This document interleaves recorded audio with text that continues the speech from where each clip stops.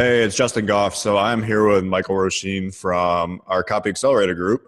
And he is a really interesting story because in December of last year, he was actually working customer service, had been kind of doing some copywriting on the side, didn't really know much about copywriting.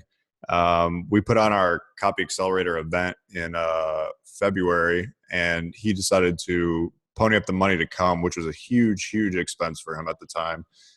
He was posting in our Facebook group all the time saying that he wanted to come, that he wanted to do everything he could to make it, but the expense was obviously pretty big. It was like a $3,000 ticket. Um, and to see where he is today, just maybe 5 months later, is pretty amazing. This last month was his best month yet.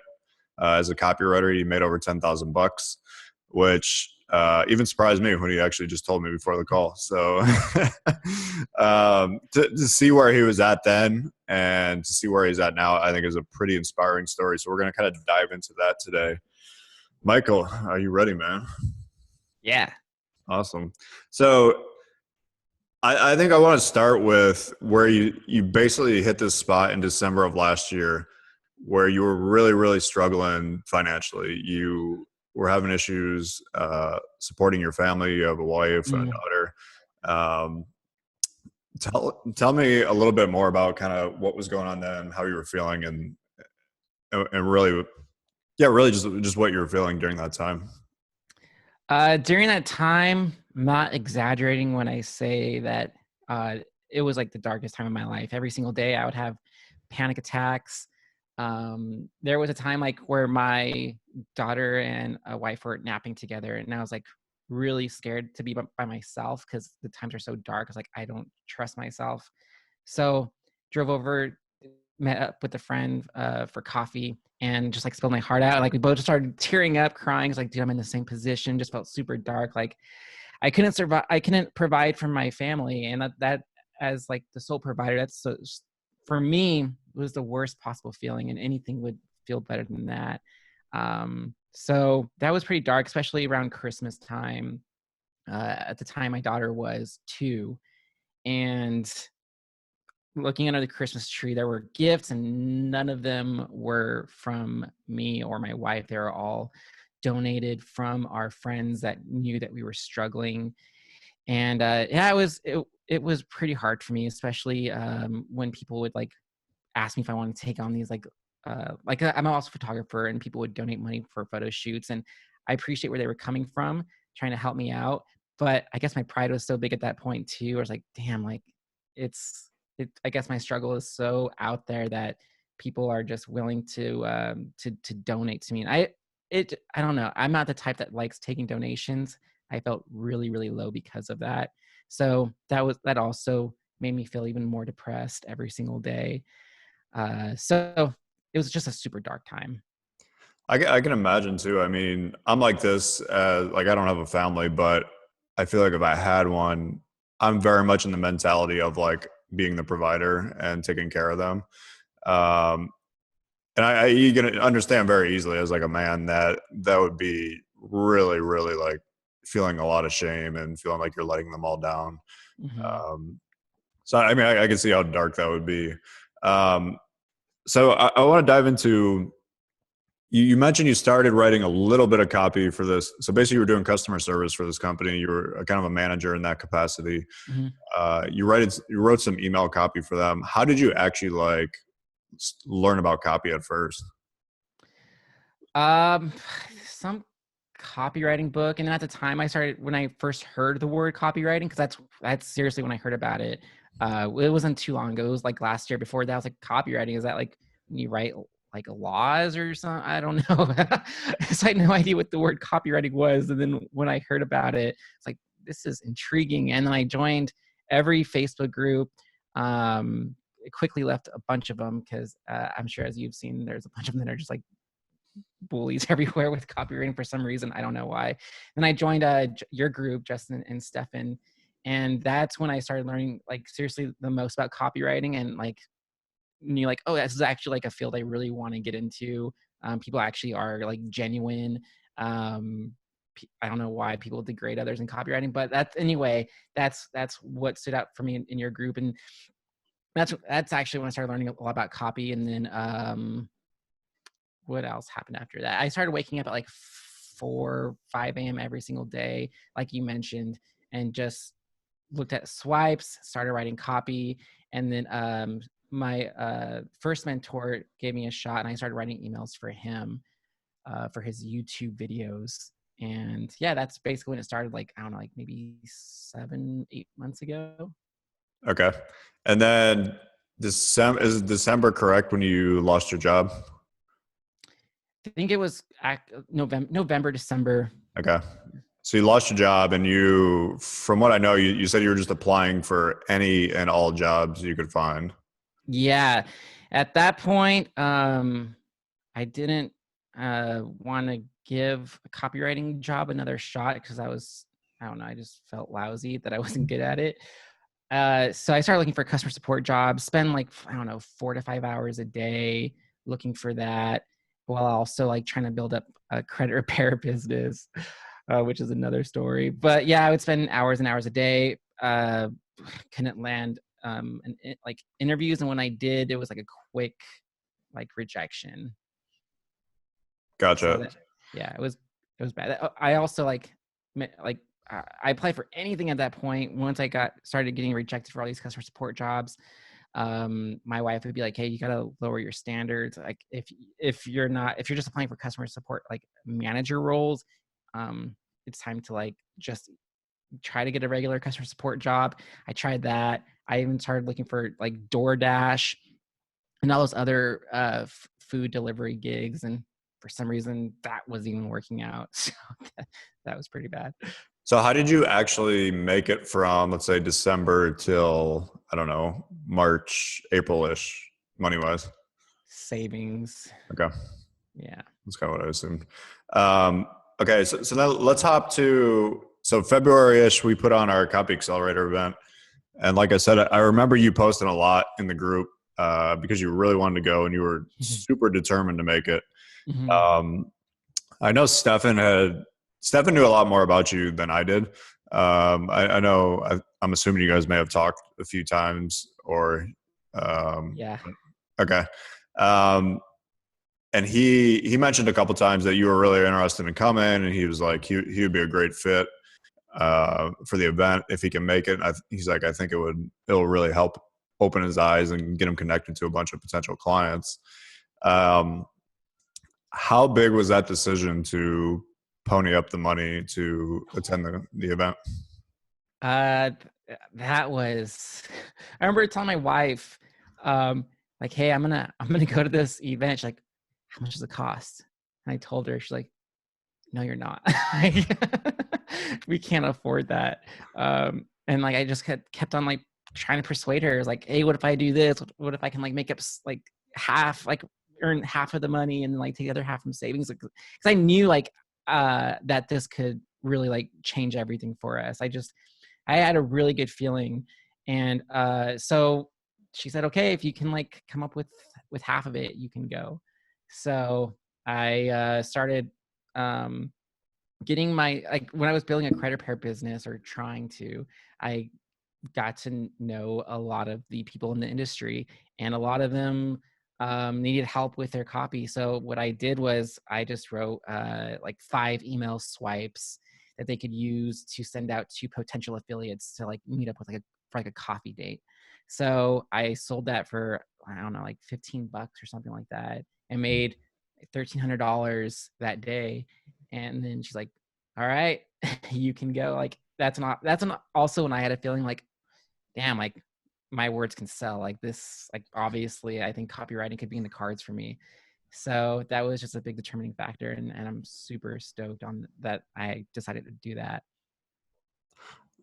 I mean, that's a big thing. It's kind of shocking. Um, People don't address that in copy, and actually, we probably should have addressed it in the copy for the event. Like, here's what you need to say to your spouse, because a lot of them, if you're not making a lot of money, they're going to be like, no, you're not spending $3,000 plus another 500 for a flight and whatever else to go to Yep. Vegas for 3 days. Yeah, I mean it's a big hurdle for a lot of people. I'm glad seeing where you are now. I'm super glad Oh yeah. she allowed you to go. Um, so now my next big question is: so once you got to the event, I'm actually really curious what that was like for you in terms of experience and kind of just like, was it eye opening to see like really what was possible there for you? Oh, for sure. I don't know why it was like I was having panic attacks up until the event. For some reason, I thought that everyone at Copy Accelerator, because everyone was like so freaking smart and just killing it in the game. I was like, man, they're like not even gonna like pay attention to me. I was like really scared of just like a lot of rejection just from the people there for some reason. And when I got there, the first thing I noticed was how freaking like kind and generous everyone was. And then like I don't know if you knew this, Justin, if Stefan told you, but right before the first day, when like I caught Stefan in the hallway from like he was walking from the restroom into the room, the where the event was, and he saw me like trying to escape the scene. I was just gonna bounce because like I was just having a horrible panic attack. Oh wow, I It was didn't know that.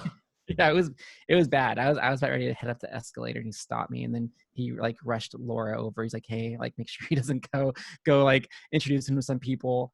And I'm super glad that he did that. Because like that day, I think that the first day, um, I think both days, right? You guys introduced like, hey, if you're looking for a copywriter, go ahead and stand up, right? Was it both days? Yep, Yeah. we did on both So days. yeah, if I left that day, then I would not be in the position I am in now. Really, I don't know exactly how to answer this question, but my eyes were definitely open about the possibilities. Like, hey, everyone is like willing to really help you out. Everyone wants to see you succeed. There's not like one person there who's saying like, hey, like you don't belong here. You're not like scaling cold traffic. You're not writing all these killer emails or landing pages. Like, sorry, this is like a closed room for only the most elite copywriters and marketers. But that was like the exact opposite of what actually happened. Yeah, I mean, it's one of those things for me as the person running these, I need to remind myself of, because that would never even dawn on me that you'd be like that scared of being in the room. It's one of the reasons I've started being much more outgoing and just walking up to everybody at the event and shaking their hand and introducing Mhm. myself, because I realized after our first one that a lot of people wanted to say hi to me and they were just too intimidated to do it. Yeah. But I don't see myself in that capacity, so I'm like, why the hell wouldn't you say hi to me? Like, like I'm not gonna bite. Uh, but it is a very real thing. I mean, like I said, I've mentioned before, it happens. It happened to me actually the first time I was in a mastermind with Clayton Makepeace, who's like a legendary copywriter who I had studied his stuff for years, and I got kind of like starstruck. I was like, didn't go up to. This was like a year and a half ago, and yeah, I actually did not go up and like chat with him like I wanted to. Okay, so you're at the event. I'm kind of curious, just from a. I know you obviously connected with a lot of clients. Mhm. I'm curious from a perspective of, did it open your eyes to what was possible as a copywriter that you kind of didn't see before? Totally. I thought that if I wanted to like succeed in copywriting, I would have to maybe spend like, I don't know, minimum of 5 years and I don't know, like 10 hours a day just going bonkers. And but that was like far from the case. What I found was possible is like if you like are surrounding yourself around the right people who are like they have to be where you want to be. Like they can't just be on the same level, but you have to surround yourself around the people that are where you eventually want to be. Like it's going to eventually happen to you, and that's what's happening to me right now. I mean, that's a really good point. The quickest way to really cut down the time to get better is to really get yourself involved with the people who are kind of doing what you want to do. Hmm. Because I mean, you could learn all this on your own, Mm-hmm. It would just take you a lot longer. There'd be a lot more frustration. Um, I always say that with a couple of the guys like that I mentored early on, Tanner and Alec. When I taught them emails, people always ask me, "How long do you think it would have taken? Like if they didn't have you?" I'm like, probably I don't know, 3 or 4 years instead of 1 year. Uh, Mm-hmm. so I mean, like they went from 0 to 6 figures in a year simply by just really diving in, focusing on one thing, and me not letting them like get shiny object syndrome and jumping from one thing to the next. I'm just like, just get Mm-hmm. really damn good at email copywriting and Yep. get a bunch of clients. Um, I want to touch on that really quick about the okay. whole like staying in like the fact that you can accelerate. I was actually talking to Stefan the other day, and I don't know, or not the other, like a couple weeks ago, and I was getting like really bad imposter syndrome again. And he's like, dude, like, you don't have to uh, stay a beginner forever. Like, that's the reason why you're in Copy Accelerator with us. So you can just like bypass that whole beginner stage and all the struggles that come with it. I was like, oh shoot, I never thought about the fact that there's the word accelerator in Copy Accelerator. I could just accelerate. Nice. Good point for me too. So one thing I want to touch on. So you were at the event. You kind of it opened your eyes to what was possible. You got to network and meet a bunch of Mm-hmm. people who were hiring copywriters, a bunch of the big direct response companies. I remember being absolutely shocked when Stefan came to me and said you were thinking of joining the mastermind, because I'm like, isn't this the guy who like could barely afford to come here? I'm like, the mastermind's like $35,000 a year. Like, I'm not really sure what he's gonna do.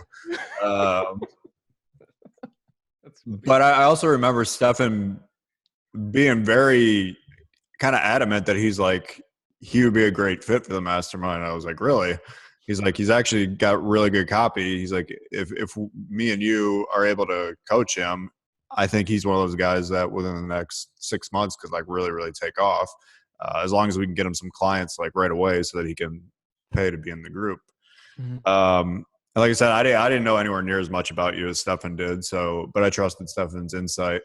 Um, and it's pretty amazing to see that's kind of exactly what's happened so far, because you've gotten a couple good retainer clients, and you've had a couple good months. I mean, the event was just, I don't know, what was it, like March 1st? It was when it ended, Yeah, so two and a two half months. months ago. That's crazy. Um, and you said you had a $10,000 month already in there, so pretty Mm-hmm. damn good for where you're at. Um, I did not see that coming. I was like, what the hell? It's only been 2 months. How is this happening? I'm curious. So let's talk a little bit about the clients you're kind of writing for. I know you've written some stuff for Stefan and Cody. Are you writing mostly emails? Are you writing leads? Are you writing landing pages? What's that like? I'm mostly writing emails. I did that landing page project for Cody, but it was like a lot of just like swiping. So right now I'm just like, I just want to focus on email right now. That's what I'm doing. Okay. And you're writing. I know you wrote a couple in the credit niche. I've seen you write some Mhm. health stuff. Anything else? Um, so credit, health niche. I'm currently doing some for like like Christian demographic for like a prayer challenge. Okay. So I'm using what I learned from email copy to help them write up some ads. So I mean, they're very similar, so mhm. should be good at that. Okay. I'm curious, in your last 2 months, kind of studying under Stefan and I, what would you say? Let's break down maybe two or three of the biggest things that you're Mhm. like, oh man, I wish I would have known this a couple months ago. Um, Well, one thing for sure is like giving a lot of emotion to copy. I I don't know if you put it in caps on purpose, but I put it another like a couple like last week. I put in some of my copy in Copy Accelerator for you to look at, and then in all caps, like tell us how they feel. I was like, shit. That was like your third time telling me that, and that's I think I need those caps. Like finally understand. Like shoot, I need to get more in tune with like the emotions of how that person in the email is feeling. And every time I do that, it slays. Like people just resonate with it so much.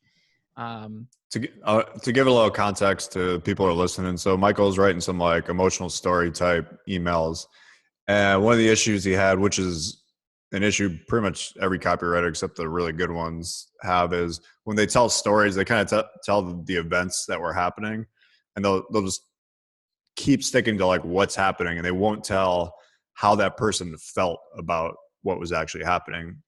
And the reality is that actually what matters much more. Um, because the events are kind of logical and boring and not really interesting. But when you're talking about how you felt, it's kind of like what you telling the story about not being able to provide for your family. mhm, If you're talking about how much shame you felt and how worthless you felt as a father, stuff like that, that will resonate with people 100 times more than you just telling them, "Oh, I lost my job, and then this happened, and then this happened, and then this happened." exactly. That's a huge point. Yeah. So that's like one thing that I don't know, I've really started to like fall in love with emotional leads and storytelling leads, and that right there has just like changed everything for me. And I even used it to write up some emails for I forgot to mention the blanket company, e-commerce, earlier. So yeah, I wrote an emotional story for a freaking weighted blanket, and it killed. So I don't think that you've mentioned in the past, like, hey, there's like no niche where like a good story won't work. And I think it works for a weighted blanket company. It can work for like anything. Yep. Yeah. I mean, the emotional story is kind of my go-to for leads, for emails, for whatever. Because if it hits, it hits like nothing else usually. Um, Yeah. you really can't compete with it. Uh, cool. So that's a big lesson. Anything else you've kind of learned in the last 2 or 3 months that's one of those things you wish you would have known a little sooner? Yeah, that freaking email you can like really kill it with email. You can make a good living. Like before Copy Accelerator, I thought like if I wanted to provide for my family and make it as a copywriter, I would have to write, full-blown sales letters, or I don't know, advertorials, or like things like that. I never gave email the time of day, and it it's been really helping us out a lot. And so the email, I wish I knew email earlier on could really um, make us feel pretty comfortable. Email is So such a great like learning grounds too, because I always say this. I mean, learning how to write a 40-page sales letter takes it's really fucking hard. I mean, there's no way to sugarcoat it. mm, But learning how to write an email is not very hard. There's only a couple sections to it. If you could tell a good story and then you can get them to click, you kind of have it. So I mean, and to me, it's really a good condensed version of direct response, because you start to learn how to get their attention with like the subject line. You start to mhm, learn how to hook them in with the story and your first kind of like sentence of the email, and then you learn how to get them to do something, which is click through to the sales page.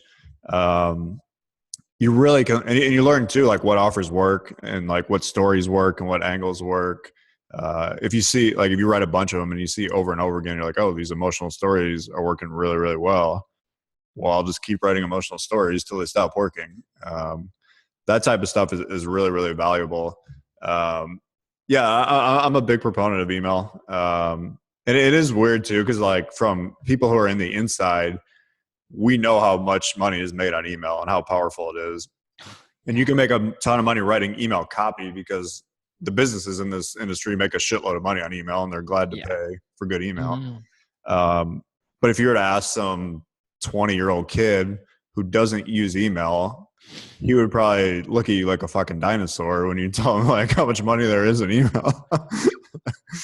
Yeah, I see the numbers behind the scenes. It's crazy how much email can make a company. I had no idea. Like 3 months ago, I was like, I had no idea how much money email can make. So it's crazy. And another thing that I really learned in Copy Accelerator, there's a bunch, but when it comes to like copy, one thing I really learned is like the power of bullets. And I'm really like, I'm trying really hard. I have a long way to go, but bullets are freaking like powerful. That's like my next thing I really want to master is just becoming really good at bullets. And because like you mentioned in the past, like you've purchased things where like because of one bullet, I had like a list of like 30, just saw that one bullet, and you're like, okay, now I need this product because of that one bullet that changed everything for you. So bullets are pretty freaking powerful. Yeah, I mentioned the one I bought. It was from Brian Clark, who ran Copy Blogger. I don't know if he runs Copy Blogger anymore, but this was probably like an 08, 09. He had a bullet in one of his offers about how he got paid $22,000 to write a like 15-page white paper for a company. And my mind was just blown. I'm like, oh my God, how'd you get paid that much money to do that? I honestly didn't care anything about whatever else they were talking about. I bought the whole product just for that. Yeah. I think so many people watching this like have like we've all bought something because of one bullet. So I think that's often overlooked, at least with newer copywriters, is like the power of like a really good bullet. Yeah, they're super, super powerful. Um, cool. So you're at the point you're at now. You got some clients. You Mhm. have you're freelancing. You have retainer clients. You have kind of a mix of clients that come and go as well. Yeah. What is kind of the plan for you over, let's say, the next 6 to 12 months? Like, where do you kind of want it, where do you kind of want to be in that time frame? I would love to make like money, like income wise, I would love to make around 15 to 20K. And I know that's like completely possible. I used to think that was like just an outlandish thing. Like, oh, if you want to make that, you have to like my dad is a retired high school principal. So my mind was like, if I want to make that much money, I gotta go get like my master's degree and like become like a principal someday. But now I'm like, oh shoot, like everyone, like so many people in the group are there like right away, like really fast. So I know I could do that. So that's my goal in the next year is to make that much money and to like really, I don't know, kill it on email, feel like completely confident on that. And then maybe go into like long form sales letters or VSLs. Nice, nice. Yeah, it is interesting how as you move up, like what used to seem crazy and impossible to you kind of becomes normal. Mhm. Um, like I remember growing up, I left high school thinking if I made $50,000 in 1 year, that I would have it absolutely made. I thought that was like so much money. My only goal, literally, like leaving high school, was my dad worked in a factory my whole life, and I was like, if I can make 50 grand and I don't have to work in a factory, I'll be happy. Like that was the extent of of my vision for my life.